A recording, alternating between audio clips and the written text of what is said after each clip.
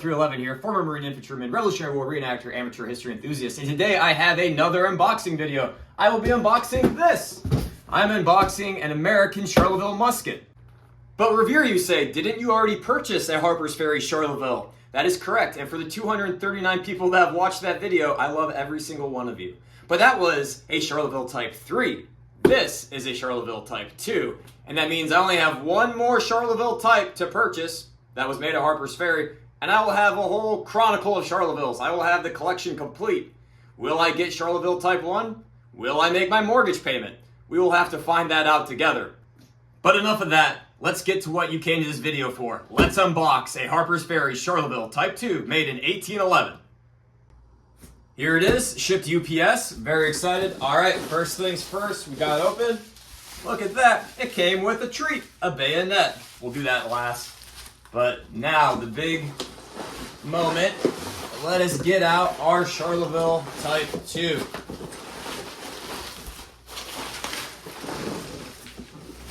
Put that box away.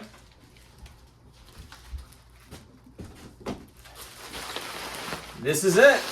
All right, now we gotta cut it open. We're doing a new angle today. As with my usual SOP, I won this off of an online auction.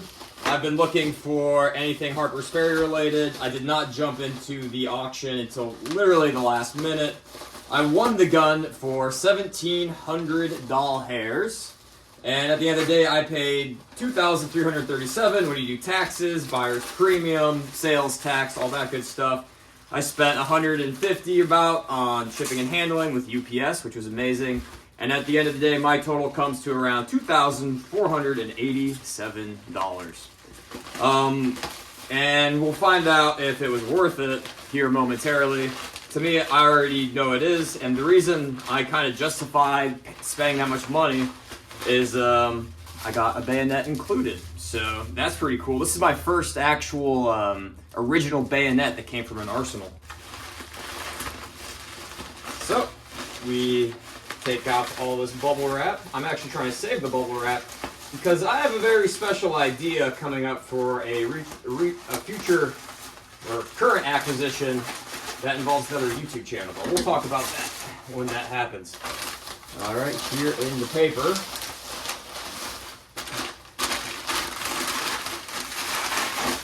Now, we'll get this out of the way. And just like on Christmas morning, we will be taking off the wrapping paper. Yes, that beautiful black walnut, American black walnut. The first things I'm going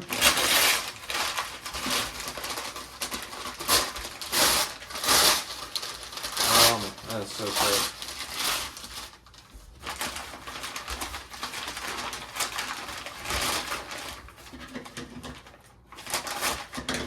And here it is. It never gets old taking these things out. It's got a good consistent patina all the way through. There's my proof mark. There's my US. Another really cool thing about the Charleville Type 2s is they actually have the year they were made right there. So I'm doing my first inspection. This stock, you do not want to shoot the stock. You can see that there's a bunch of cracks in the stock. You have a crack right here. There's also a crack right here, this lower barrel band. That's fine. As we move forward, all the aging is pretty consistent from all the parts and pieces I am seeing right now. We move forward, and yeah, that looks good. This this ramrod is broken off, I guess. Let's look at that. Ramrod, shorter than it needs to be. Yeah, it's sliced off right there. So, you know what? It could have been an original rammer that was just shortened. Here's a reproduction rammer I bought for 1768. But yeah. But what we're really looking at is that lock. Look how beautiful that lock is. Safety first, kids. All right. The chances are basically 0, but it's always better to be safe. All right. So, back to where we were. Look at that lock plate. Look at that beautiful engraved US. Here we go. Let's go to half. Heard that good audible click. All right, now let's go to full cock. Holding it full. That is a very tight hammer right there. Does she spark? We'll take it. I'll have to watch that in slow-mo to see where it hits on the actual hammer. You can see that the hammer is pretty well dug into. The flint is striking the hammer about midway, which is good. And as we continue to move along, there's that major crack that is in the stock. So this gun will not be shot. Moving forward, that brass sight, front sight post, or only sight post, there's no rear sight aperture. And then we have our barrel. But yeah, very pleased, very happy, very consistent. Oh, there's our V. Very consistent aging all over. It's about this pan. Pan goes forward. And there, that's what I'm really looking at. Let's see if we can get a better angle on that. All right, here's our close-up of the lock, the hammer, and the cock. Harpers Ferry 1811. That is interesting how that is not in line. Okay, that's something to put in the back of my head. Got your reinforced flat cock with your flint right there.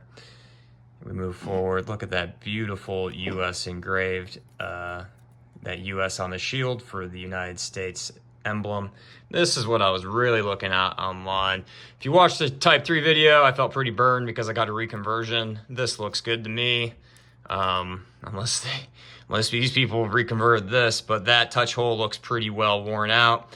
My original French musket is a pretty worn down touch hole.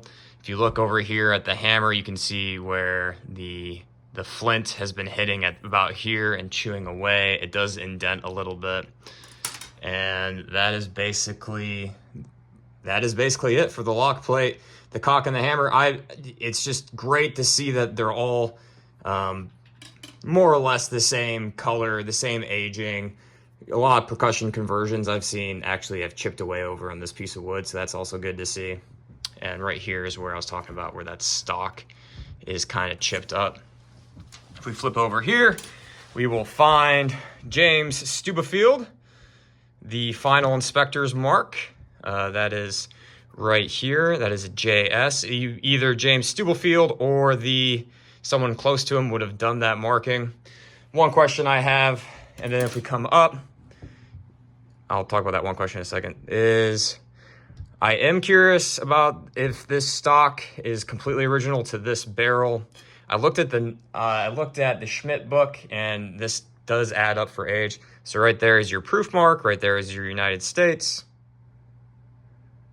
Upside down, you got LG, HT. You have that classic, like 1766 style of trigger guard, in which it comes forth and does that little loop, this little pointy end, and then it comes over here.